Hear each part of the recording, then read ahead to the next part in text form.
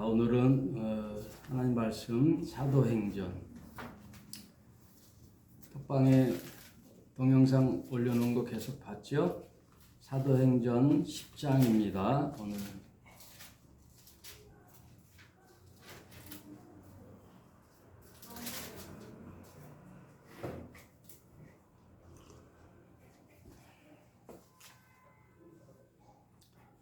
사도행전 10장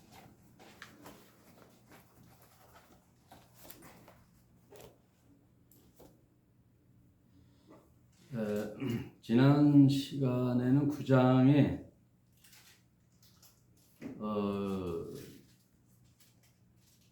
결정적인 사도행전의 그 터닝 포인트였죠. 9장 사울이라고 하는 자가 그분은 훗날에는 그 기독교에 큰 공헌을 하죠. 13권의 신약 성경을 집필하고 기독교의 그 중심 교리 사상을 이렇게 이제 성경에 집필하고 이제 세우는데 큰 공을 세우는데, 원래 이 사울은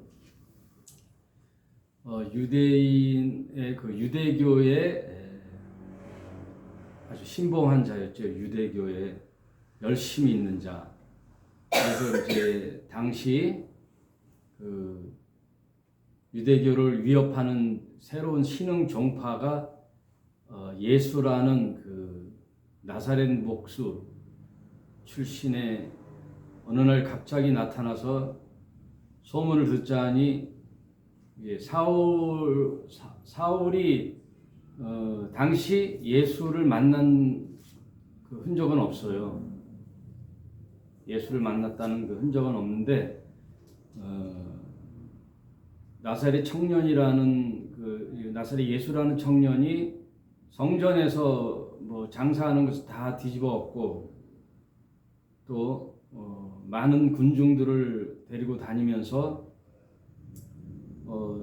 하늘나라라고 어떤 교리를 설파하고 다니는 것을 이제 들었는데 그 당시 기존 그 유대교의 종교 체제는 그 대제사장 그룹을 중심으로 하는 이제 유대교잖아요.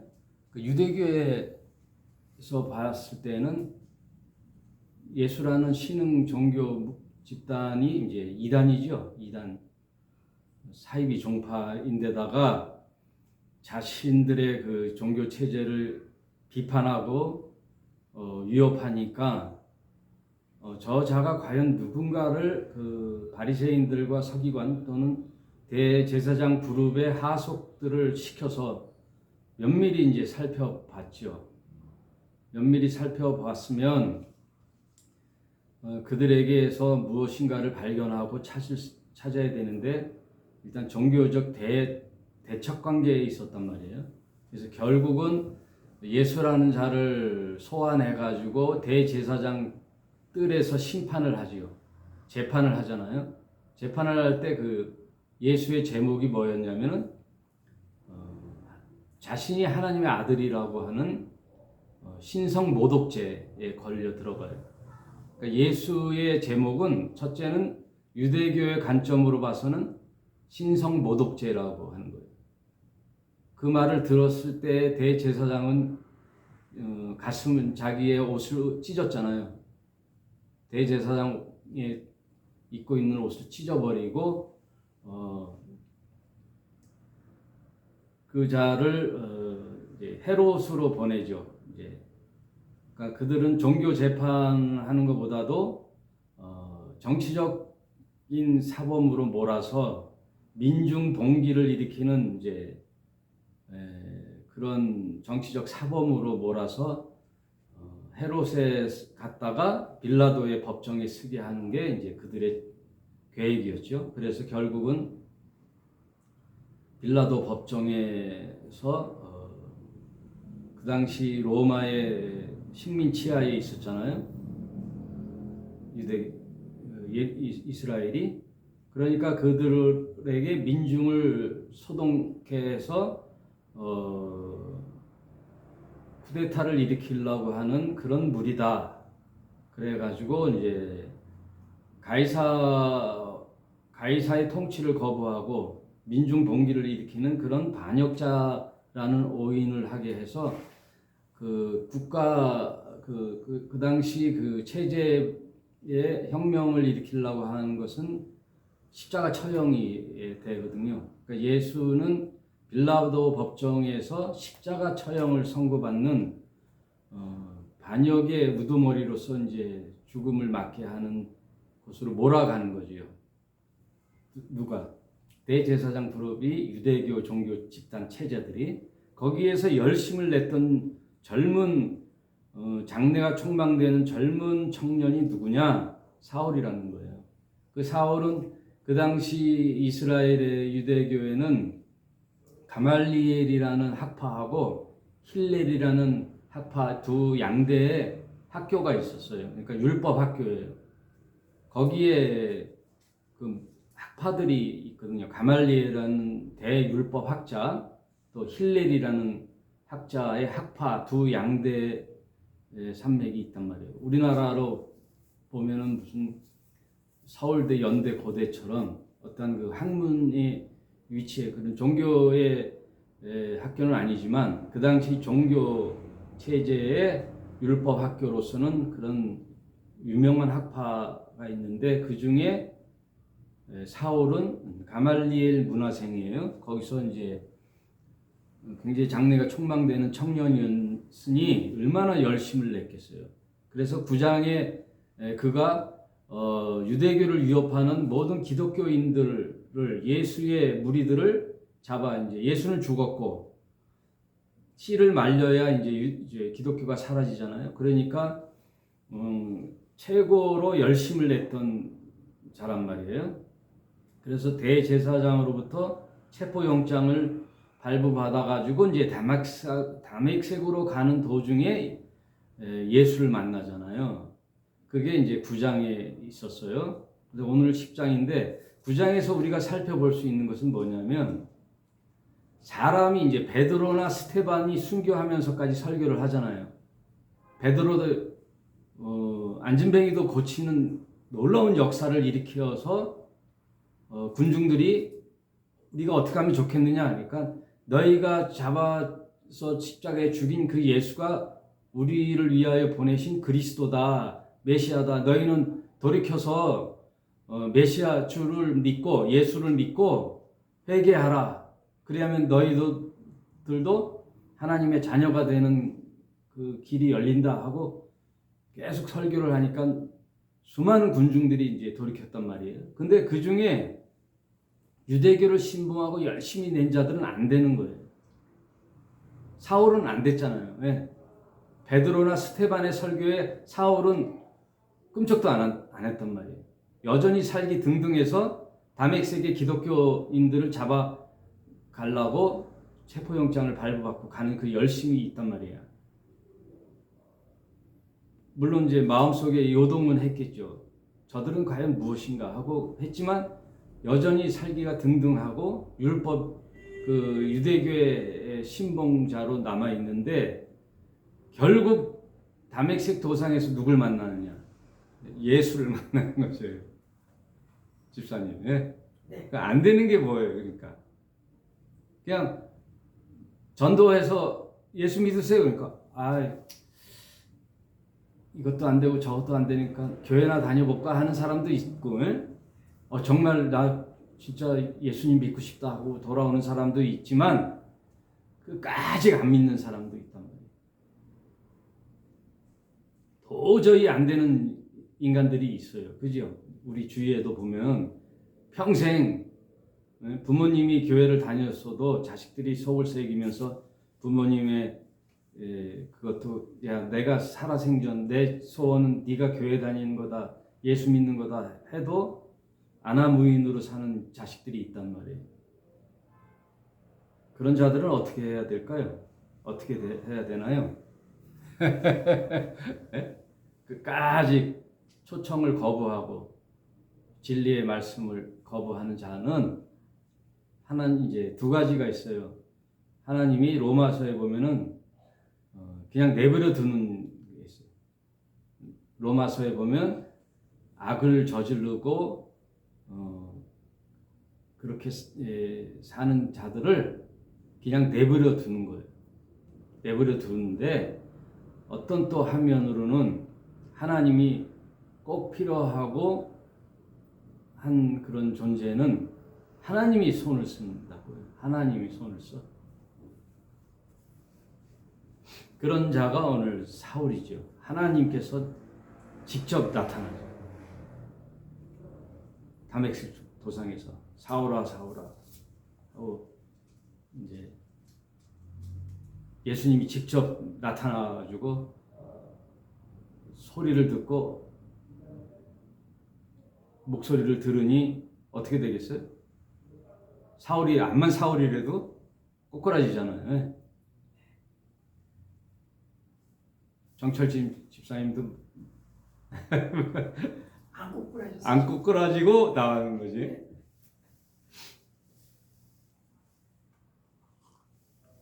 하여튼 끝장을 봐야 나오는 사람이 있어요. 좋은 말 할 때 나오는 게 땡이에요. 그죠? 네. 최고죠. 아멘. 예. 좋은 말 할 때 의도 터지고 들어오는 거 말고 아이고 하나님 하고 사모님 문 좀 닫아 주실래요?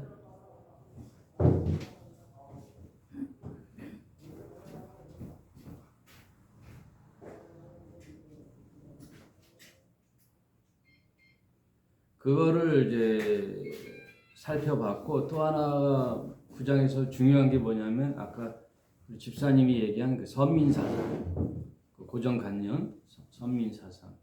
유대인에게는 그 고정관념이 있어요. 아주 지독한 선민사상. 그거는 어릴 때부터 교육을 받았기 때문에 고치어지질 않아요. 그러니까 우리나라도 지독한 그 어릴 때부터 배웠던 그 유교 사상이 있잖아요.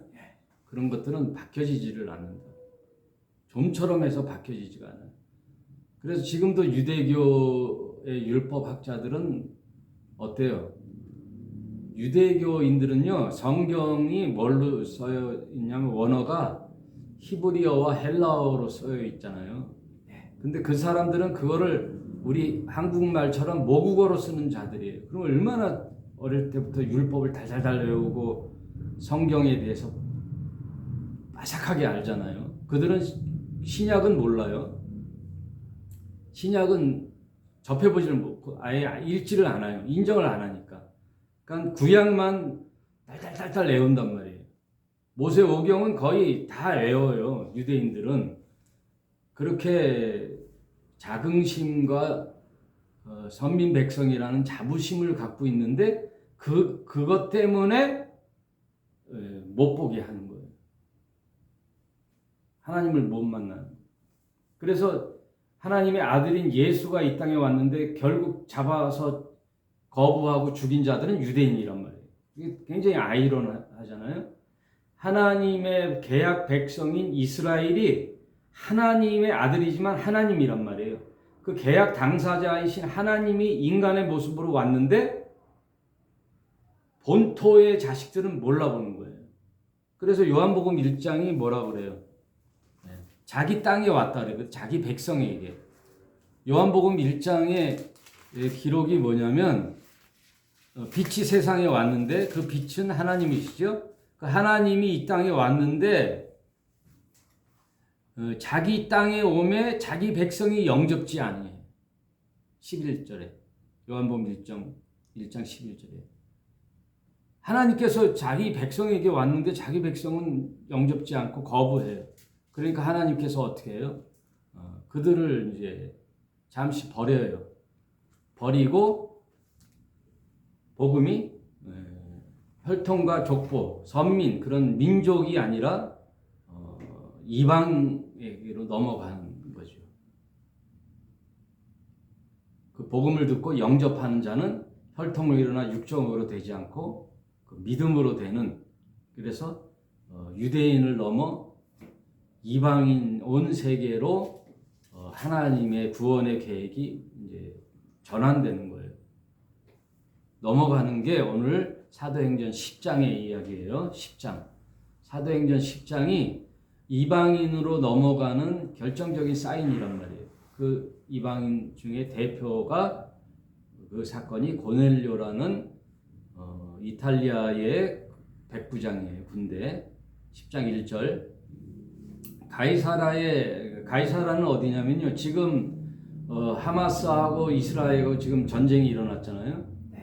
그러면 이스라엘이 이제 지중해가 이쪽에 있고 이스라엘이 이렇게 있을 때 지중해 쪽에 조그만 해안가에 거기가 가자예요. 가자지구. 항구도시. 가자지구. 그리고 밑으로는 이집트랑 국경선이 돼 있고 이집트하고 이스라엘을 쭉 따라 지중해 왼쪽에 있는 게 가자지구예요. 가자지구 위에 가이사라는 그 지중해 해변 도시가 있어요. 가이사라. 그 가이사라에 고넬료라고 하는 사람이 있는데 이 사람은 이탈리아 대라고 하는 군대의 백부장이라. 백부장이라는 것은 100명의 부하들을 거느린 군대 장교예요. 그가 경건하여 온 집으로 더불어 하나님을 경외하며 백성을 많이 구제하고 하나님께 항상 기도하더니, 이 사람이 아마도 예수님 십자가에 달려 죽으실 때 예수님을 보고 고백했던 그 백부장이 있거든요.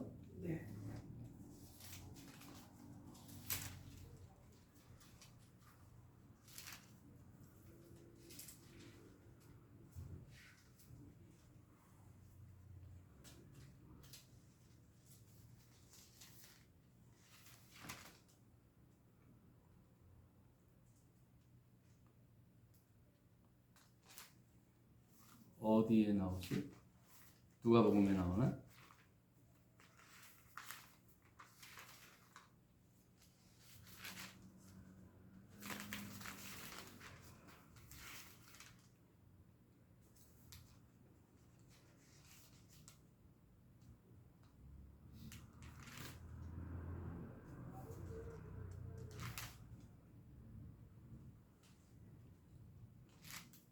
그 예수님의 십자가에 달려 돌아가실 때, 여기 저희 누가복음 47절, 23장 47절.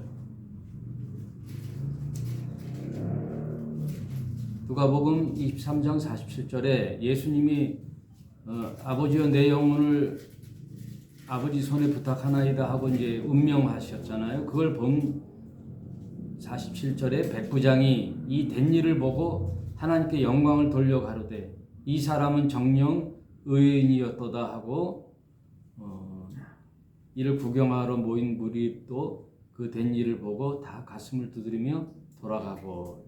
하여튼 이 백부장이 그 십자가상의 예수를 보고 그 백부장인지 고넬료라는 그 이방 백부장이 항상 경건하고 이방인이지만 하나님을 경외하며 또 백성들을 많이 구제하고 하나님께 항상 기도하고 있었던 이 이방인에게 이제 하루는 제9시쯤 되어 환상 중에 밝히 보매 하나님의 사자가 들어와 가로되 고넬료야 하니 고넬료가 주목하여 보고 두려워 가로되 주여 무슨 일이니까? 천사가 가로되 네 기도와 구제가 하나님 앞에 상달하여 기억하신 바가 되었으니. 그러니 여러분 또 하나님과 어떤 소통은 늘 기도하고 이제 구제하는 일, 주의를 살피고 이런 일을 하는 자에게 하나님이 나타나셔요. 하나님께서 마음속으로도 지금 오늘날도 이렇게 말씀으로 우리에게 말씀하시죠. 기도하며 마음속으로 네가 지금 사람들을 요바에 보내어 베드로라 하는 자 시몬을 청하라. 저는 피장 시몬의 집에 우거하니 그 집은 해변에 있느니라 하더라. 마침 말하던 천사가 떠내매 고넬료가 집안 하인과 둘과 종졸 가운데 경건한 사람 하나를 불러 이 일을 다 고하고 요바로 보내니라. 이튿날 저희가 행하여 성에 가까이 갔을 그때 여러분 이제 고넬료 가정에 베드로라는 사도가 이제 초청을 받는 과정이 이제 10장에 있어요. 이거 다 읽으면 시간이 많이 가니까 여러분 다메섹 도상에 사울이 정오보다 밝은 빛이 쫙 비쳤으니 거기서 꼬꾸라져 가지고 당신은 누구십니까? 그러니까 나는 네가 핍박하는 예수라 하고 그 다메섹 도상에서 예수를 만났죠. 네. 만나고 눈이 멀어졌단 말이에요. 그래서 다메섹에 가서 식음을 전폐하고 3일을 지내는 동안에 거기에 아나니아라는 또 하나님의 종이 있죠. 그를 불러 만나게 하는 사건이 있었잖아요. 그러니까 사울에게도 아나니아라는 종을 보낼 것이다 말씀하시고 아나니아도 하나님의 천사가 나타나 사울이라는 자를 가서 안수하고 치료해줘라 그러잖아요.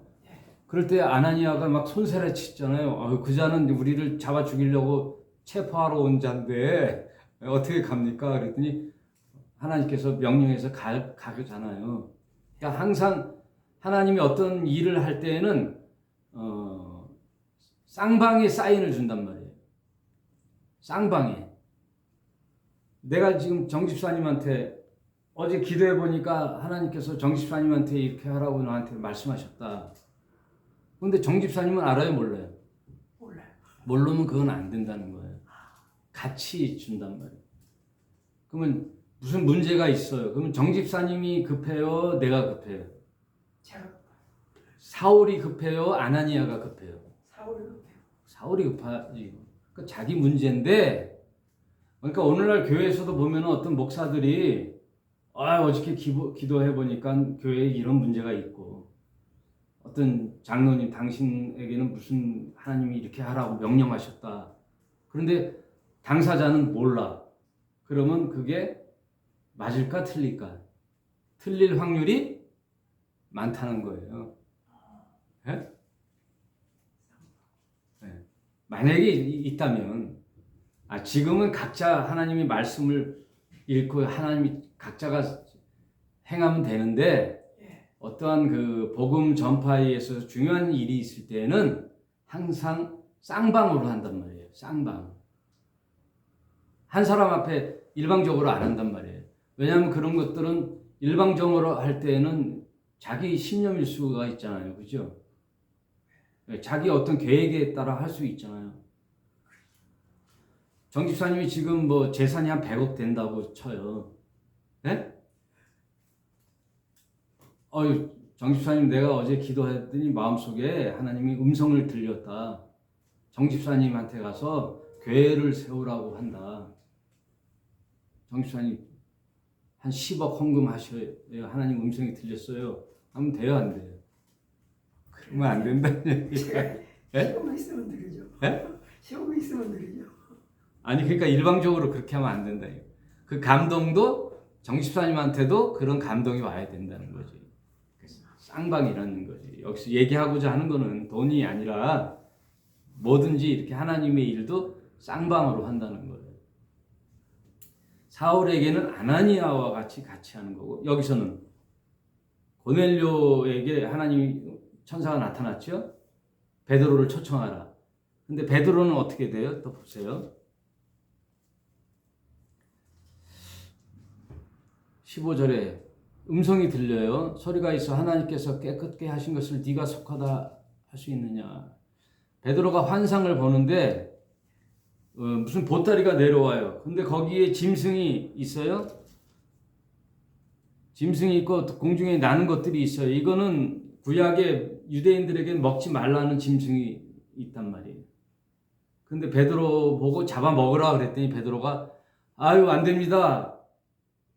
내가 이런 일을 깨끗이 못되고 속되고 깨끗이 아니한 물건을 내가 언제든지 먹지 아니하였습니다. 제가 율법을 지켜왔고 제가 조상 대대로 우리 부모님께로부터 이런 음식은 손에도 대지 않았는데 어찌 먹으라고 합니까? 그랬더니 하나님께서 뭐라 그래요?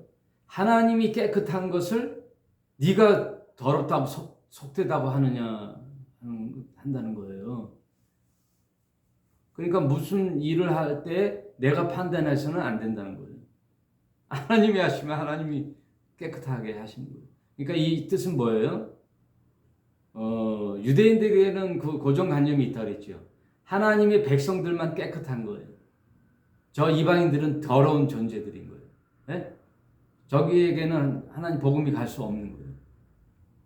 그러니까 베드로에게 환상을 보여준 거예요. 하나님이 이제 깨끗게 하셨다는 거예요. 그걸 하나님이 깨끗게 하셨다는 것을 네가 속되게 했다고 할 수 없다. 그러니까 이 말은 뭐냐면 환상 속에 짐승들을 보여서 얘기한 거지만 결국 무슨 얘기예요? 이방인 고넬료에게 하나님의 복음을 전하라 그런 뜻이에요. 왜? 이방인에게도 하나님이 깨끗게 하는 거룩한 백성으로 삼으려고 하는 계획을 베드로에게 환상적으로 보여줬다는 거예요. 이거는 두 가지 의미가 있는데 하나는 음식도 해결되고 복음도 유대인에게서 이방인으로 넘어가는 거예요. 집사님 무슨 얘기인지 알겠죠? 네. 구약에는 율법의 레위기에 보면은 음식을 가려 먹어야 안 가려 먹어요. 가려 먹잖아요. 비닐 없는 것은 먹지 말고 대세김질 안 하는 것은 먹지 말고. 그러니까 돼지 같은 거는 대세김질 안 하잖아요. 그거는 더러운 제물로 제물도 안 쓰고 먹지도 않잖아요. 비닐 없는 새우나 오징어 같은 각각류도 안 먹고 그런 이제 구약의 율법이 있단 말이에요. 그런 음식도 이제 자유케 하는 거죠. 그러니 오늘날 우리가 음식을 취할 때 못 먹을 음식이 있어요, 없어요? 없죠? 다 먹는단 말이에요. 어느 교단은 어느 종파는 안 먹지요, 지금도. 고기도 안 먹잖아요. 그죠?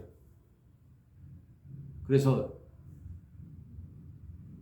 그 야채로 이렇게 만드는 고기 같은 걸 먹대. 그죠? 돈가스 같은 것도 고기인데 보면 야채로 만든 고기예요. 거기에 이제 향신료를 넣어서 고기 향이 나게 해서 고기처럼 먹어요. 그러니까 참 아이러니하죠.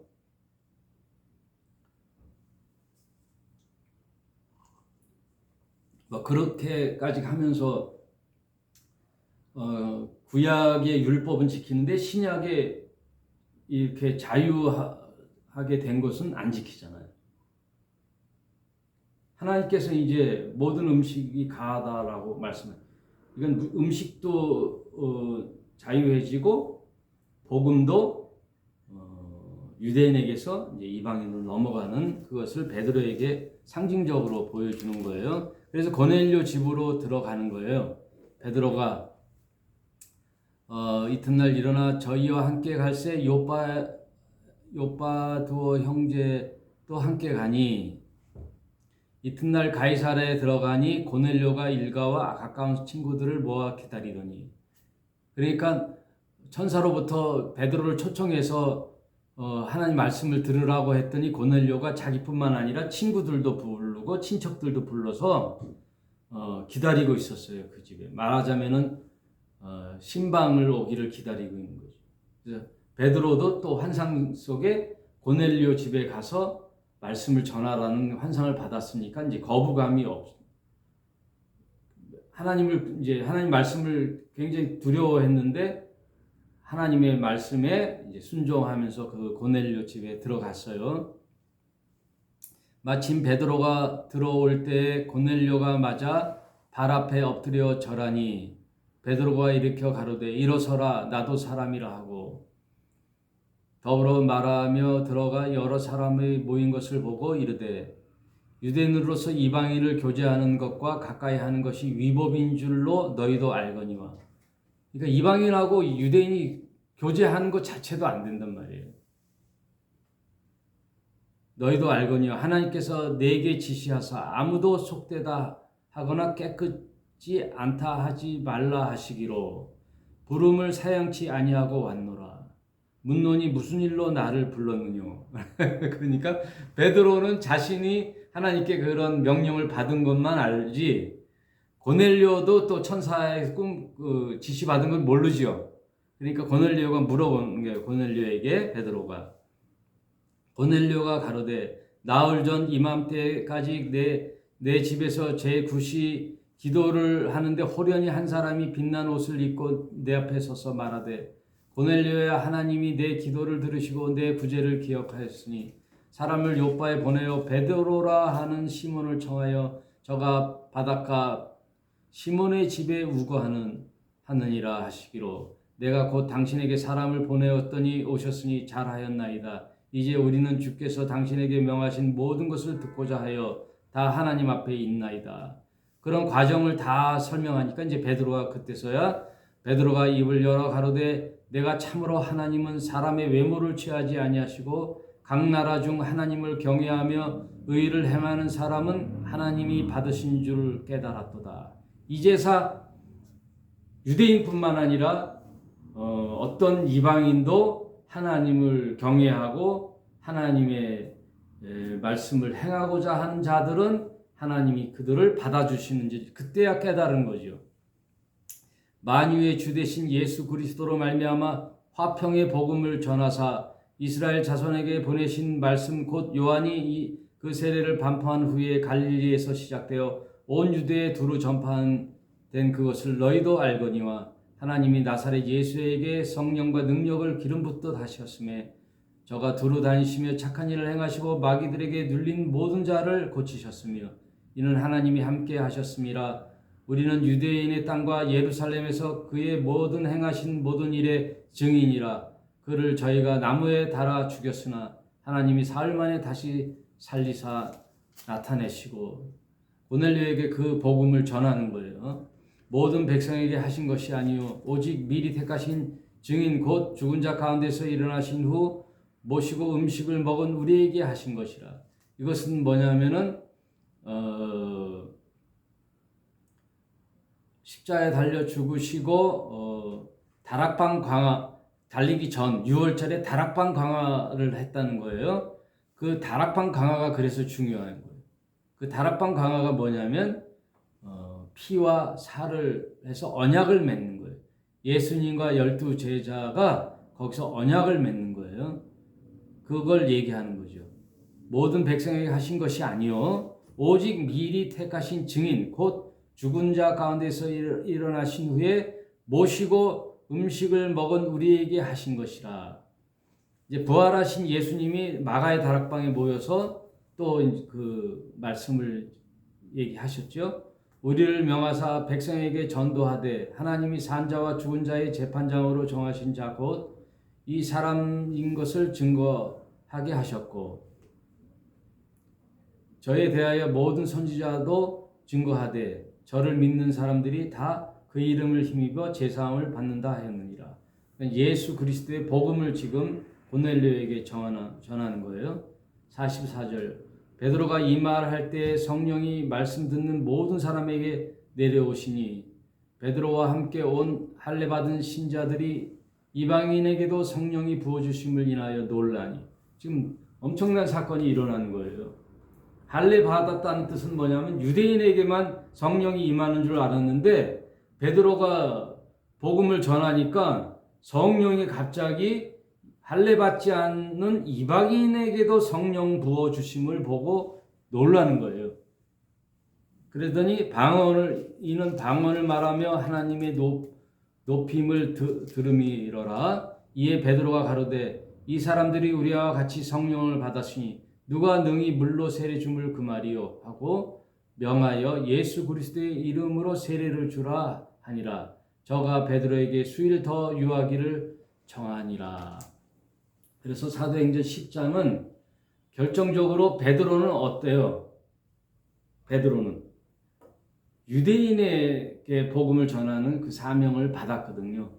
그래서 대체로 베드로는 이방인에게 복음을 전하지 않고 유대인의 자기 형제들에게 복음을 전했어요. 그랬더니 하루에 3,000명도 회개하고 5,000명도 회개하고 이런 사역들이 베드로를 위시하여 12 제자들이 유대인을 향한 복음을 먼저 했거든요. 그래서 예수님이 사도행전 2장에 보면 2장 그 성령이 임하기 전에 뭐라고 약속했어요? 너희가 예루살렘을 떠나지 말고 거기서 기도하고 있으라. 그러면 내가 아버지께로 성령을 받아 너희에게 부어줄 테니 예루살렘을 떠나지 말고 성령을 기다리라 그랬죠. 그럼 성령을 기다리고 성령이 너희에게 임하시면 하고 나오죠. 사도행전 1장 8절에. 그럼 성령이 임하시면 어떻게 했죠? 맨 처음에. 예루살렘과 먼저 예루살렘이죠. 그리고 온 유대와 그러면 유대인을 대한 복음이 먼저 전파된다는 거예요. 예루살렘과 온 유대와 거기서 끝나야 되는데 어디까지 가요? 사마리아. 예, 사마리아는 같은 민족이지만 유대인들은 인정을 안 하는 족속들이잖아요. 혼혈 민족이잖아요, 사마리아. 그런데 예수님은 뭐라 그래? 예루살렘과 온 유대와 사마리아와 땅끝까지 이르러 내 증인이 되리라 했는데 그들은 말씀을 듣고도 안 들은 거예요. 그죠? 안 들었잖아요. 뭐만 들린 거예요? 베드로와 12 제자들은 뭐만 들린 거예요? 예수님의 1장 8절의 말씀이 뭐만 들리는 거예요? 네? 지금 네 군데 가서 복음을 전하는 증인이 되라 그랬잖아요. 맨 처음에 예루살렘과 유대와 사마리아와 땅끝까지 이르라 그랬는데 그 유대 그 제자들은 뭐만 들렸을까요? 온 예루살렘과 온 유대만 들렸을 거 아니에요. 사마리아와 땅끝까지는 안 들리는 거예요. 왜? 그놈들한테는 왜 복음을 왜 전해? 그러니까 지금 깜짝 놀라는 거잖아요. 할례 받지 못한 이방인에게도 이탈리아 군대 백부장에게도 지금 성령이 임하는 걸 보고 깜짝 놀랐다는 것은 그 당시 암만 사도고 12 제자라도 너무 이 뼈저리게 박혀 있는 거예요. 이게 선민 사상이라는 게. 하나님은 누구의 하나님이에요? 유대인의 하나님이라는 거예요. 지금 저 중동 전쟁이 왜 일어나요? 하나님은 이스라엘의 하나님으로만 알고 있는 거예요. 그러니 전쟁 나면 전 세계에 퍼져 있던 유대인들은 어떻게 해요? 다 모이는 거예요. 다 모여요. 그러니까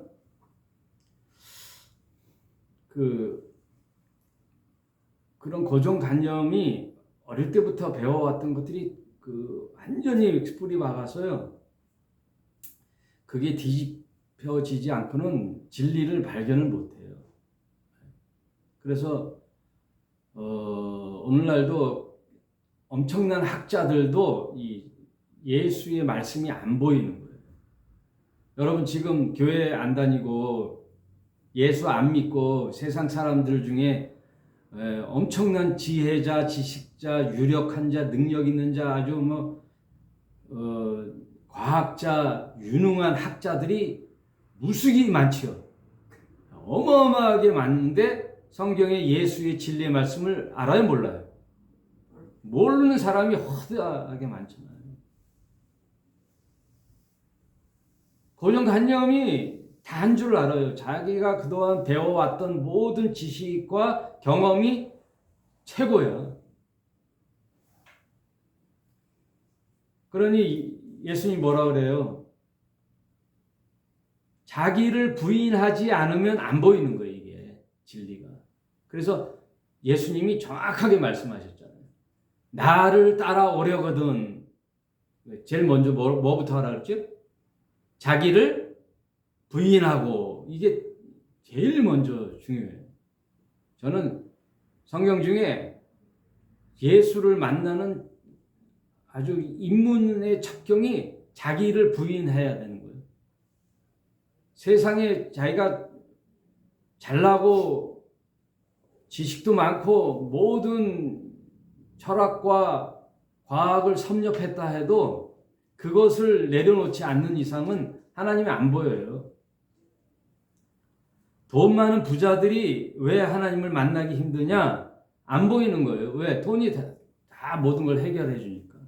여러분, 돈이요, 오늘날 인간의 문제의 90% 이상을 다 해결해 주니까, 하나님 자리에 올라가 있어요. 그 재물이. 이 돈이 거의 신의 존재에 같이 올라가 있단 말이에요. 그러니, 안 보이는 거죠. 하나님이 안 보이는 거예요. 그리고 오래 어떠한 그 지식을 많이 쌓은 사람일수록 하나님이 안 보여요.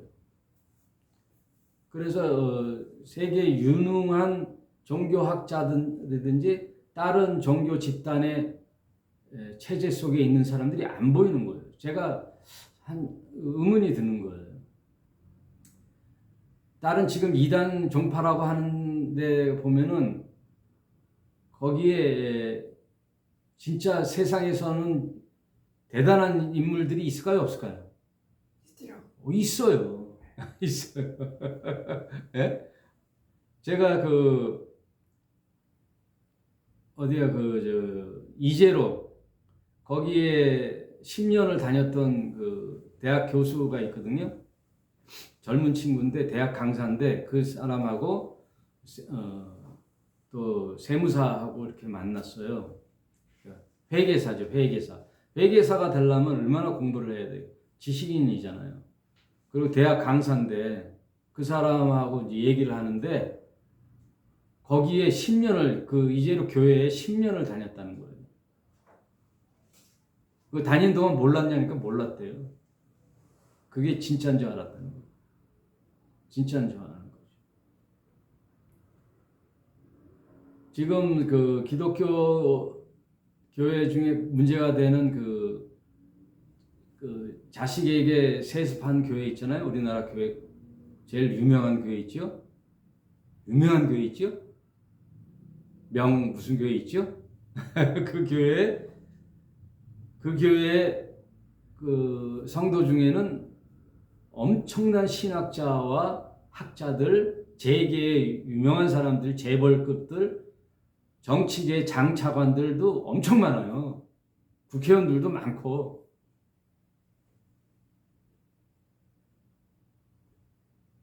모르는 거죠. 무엇이 성경에서 말하는 진리인지를 몰라요.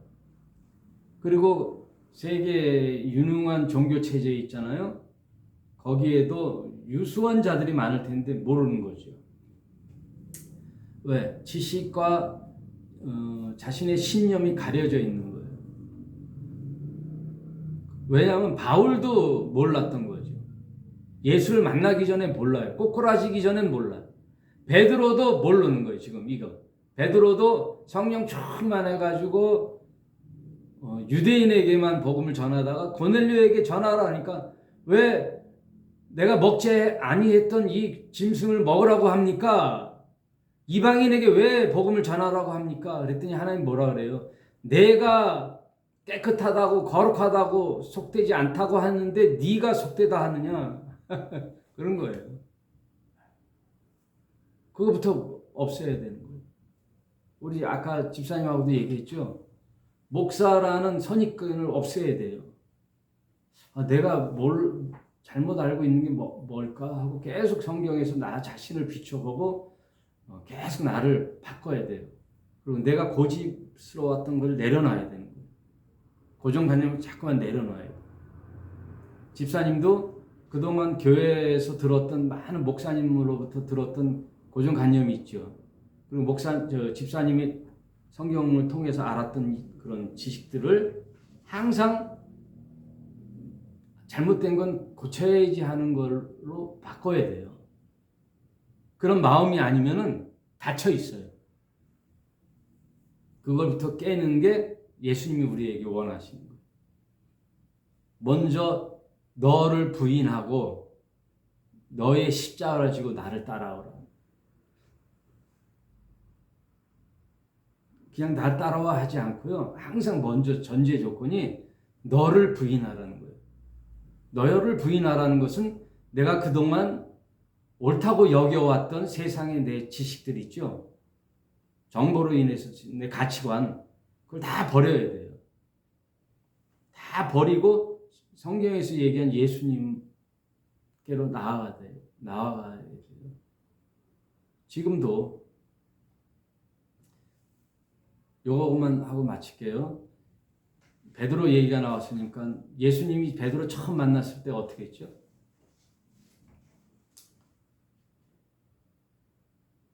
목수 출신인 나사렛 예수라는 청년이 어릴 때부터 바닷가 물고기라면은 아주 뭐 도 같은 베드로, 어부로 자랐던 베드로에게 뭐라 그러지? 베드로야, 저 깊은 곳에 가서 그물을 던지라 그러잖아요. 이 말은 베드로가 쉽게 이해할 말이 아니에요. 뭐야 저거? 저 목수 출신이 감히 나한테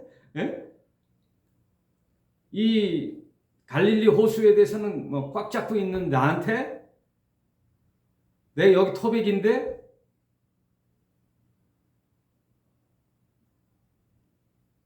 마치 말하면 뭐냐면 이제 사진을 제가 오래 찍었잖아요. 사진. 근데 정 집사님이 사진에 대해서 뭐라고 하면 나한테는 안 되죠. 그런 것처럼 베드로에게 깊은 곳에 가서 그물을 던지라는 것은 말이 안 되는 소리예요. 근데 베드로가 그래? 아유, 밤새 물고기 잡았는데도 안 되니까 저 사람 말이 좀 그래도 굉장히 위험이 있단 말이야. 한번 야 미쳐야 본전이니까 한번 가보자 해서 깊은 곳에 가서 그물을 던졌어요. 갔더니 그물이 찢어질 정도로 물고기를 잡을 때 하고 베드로가 주여 나는 죄인입니다. 당신이 상종하지 못할 잡놈입니다라는 뜻이 내가 그런 존재예요. 떠나세요. 떠나란 말이에요. 그런 면을 예수님은 보신 거예요. 거기서 납작 엎드려서 너는 나를 따르라 했잖아요. 그러니까 늘 우리는요 깊은 데에 그물 던지는 마음으로 살아야 돼요.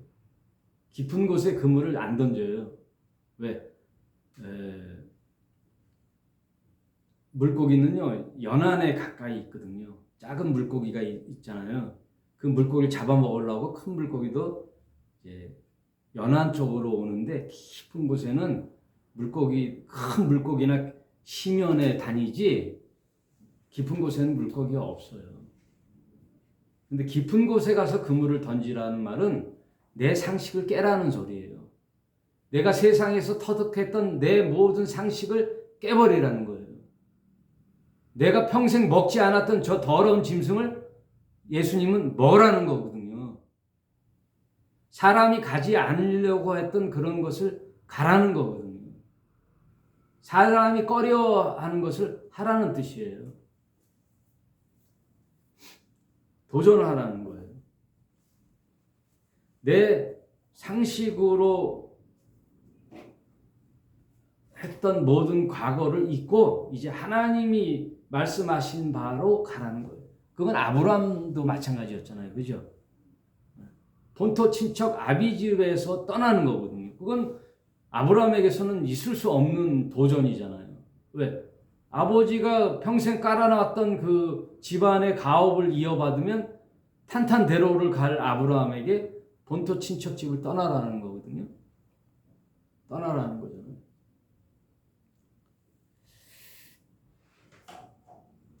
마가복음 10장에 마가복음 10장 29절에 이것도 베드로에게 한 말이에요. 베드로야, 예수께서 말씀하시되 내가 진실로 너희에게 이르노니 나와 및 복음을 위하여 집이나 형제나 자매나 어미나 아비나 자식이나 전토를 벌이는 자는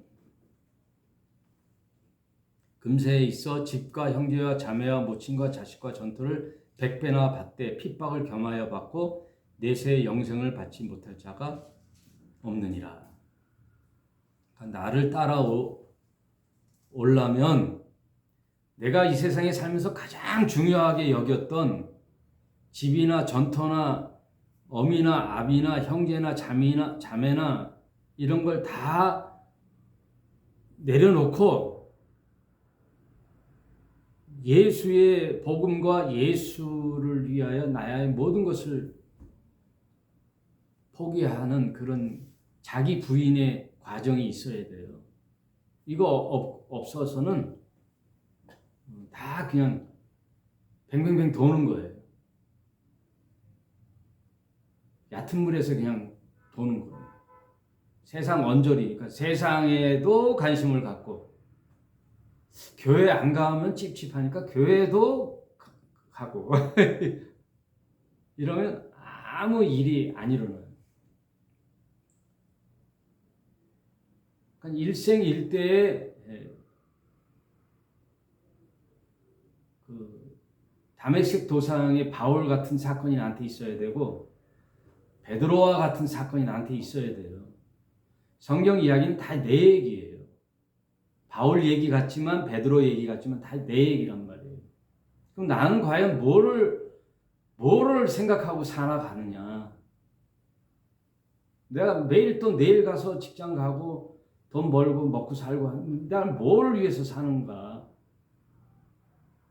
내 마음의 중심이 이 땅에다 말뚝박고 사는 거냐? 이 땅에 좀 잘 먹고 잘 사는 그게 내 유일한 인생의 목표냐? 한번 그걸 고민하는 거예요. 그 고민하는 게 뭐냐? 깊은 곳에 그물을 던지는 거예요. 깊은 곳에 가서 그물을 던지는 게 계속해서 이거는 쉬운 일은 아니에요. 뭐 이건 구원하고는 관계없어요. 구원은 예수님이 나와 함께함의 구원인데 이제 그 구원받은 내가 평생에 무엇을 목표로 살 건가를 고민하는 거예요. 매일. 오늘은 좀 더 깊은 곳에 그 고민을 매일매일 하나님과 점점 가까이 가는 그 길. 그 길이 이제 진리의 길이에요. 그래서 예수님이 뭐라 하냐면 날마다 내 십자가를 지고 나를 따르라 하는 얘기예요. 집사님 아셨죠? 어제보다 오늘보다 내일 세상에서 잘 먹고 잘 사는 길이 점점 나아지는 게 아니라 하나님과 내가 점점점 더 가까워지는 거예요. 그리고 성경의 말씀대로 내가 점점점 진리의 사람이 돼 가는 거예요. 그 여정이 믿음의 여정이에요. 네, 오늘 말씀 여기까지 할게요. 네. 자, 방송 듣는 여러분, 오늘 여기까지 하겠습니다. 감사합니다.